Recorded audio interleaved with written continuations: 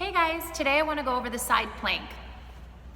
There's a few different ways that you can do the side plank, and there's some things that you definitely want to watch for, things you want to do and things you definitely want to don't do. So the first thing is you want to make sure that you're keeping your shoulder, your neck safe. So you never want to let the shoulder go past the wrist. In side plank, your shoulder can be stacked over the wrist or slightly behind it, but try not to go in front of it. Going in front of it can put too much pressure on the wrist, not being a weight-bearing joint here, but overall can cause some issues. So we want to make sure that we keep that safe.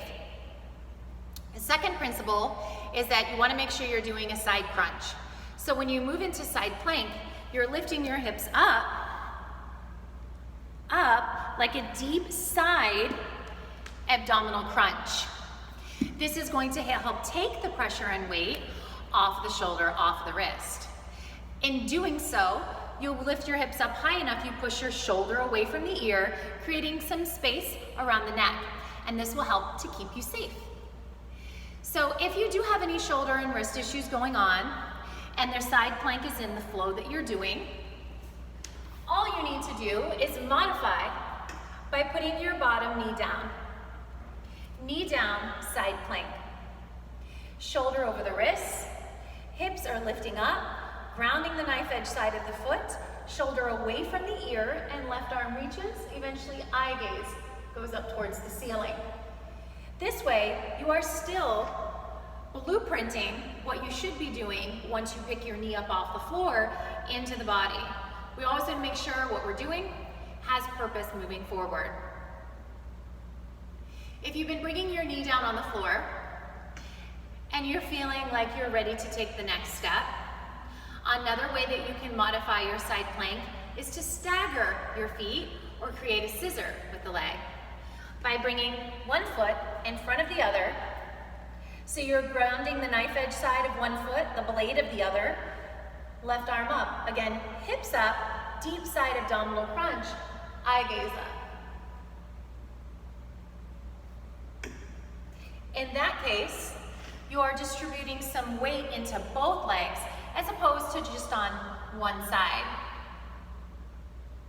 This will help you to find a little bit more stability if you're having trouble with balance.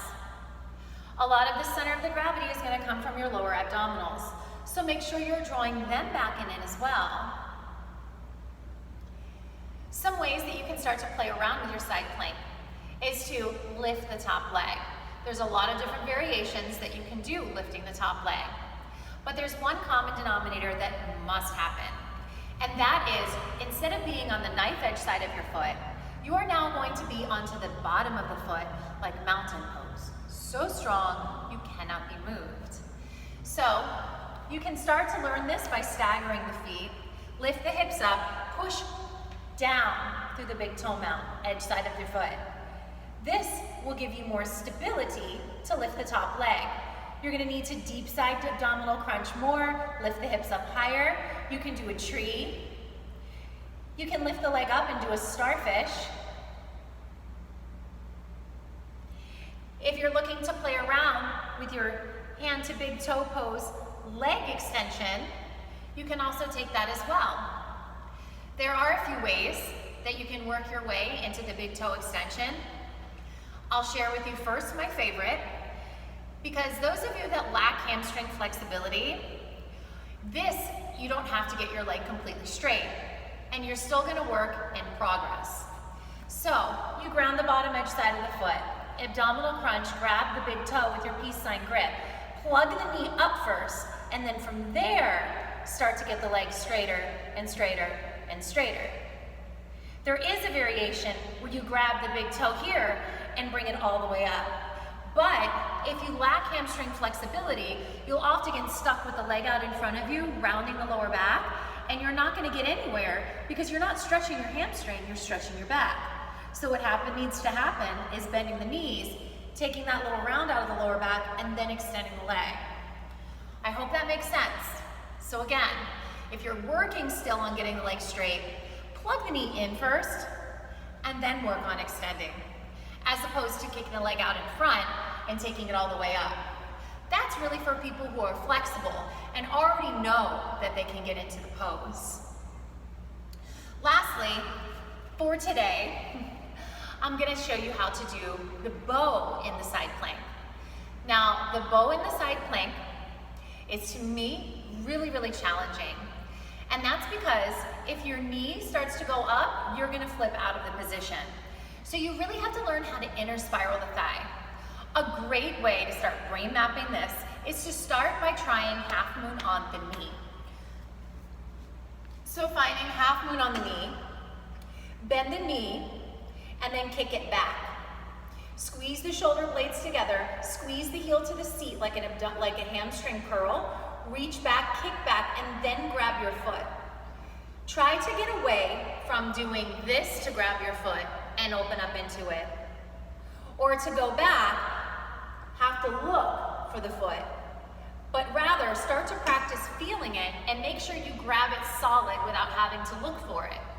That way, when you get into the side plank, you have some brain mapping, you have some analytical memory stored, you understand the process of where we're going, and you don't have to look for your foot because it's impossible. If you look for the foot in the knee down side plank, you're surely gonna fall out of it. So you really wanna start getting it solid in knee down half moon. That way, when you go forward in your side plank, lift the leg up halfway, ground the bottom foot, bend the knee, kick it back. Bend the elbow, squeeze, reach back, and grab the foot. Lifting the chest up, grounding the big toe. That way, you've stored some memory in your body and know how to get to the foot without toppling over. Adding a little bit of shoulder stretches after this practice, because we did a lot of side planks in a row, which normally you wouldn't do in a regular practice. You would do a full body yoga practice. So if you're a little bit tender in your shoulders, remember you're just getting stronger. I'm proud of each and every one of you. Have a beautiful day. Namaste.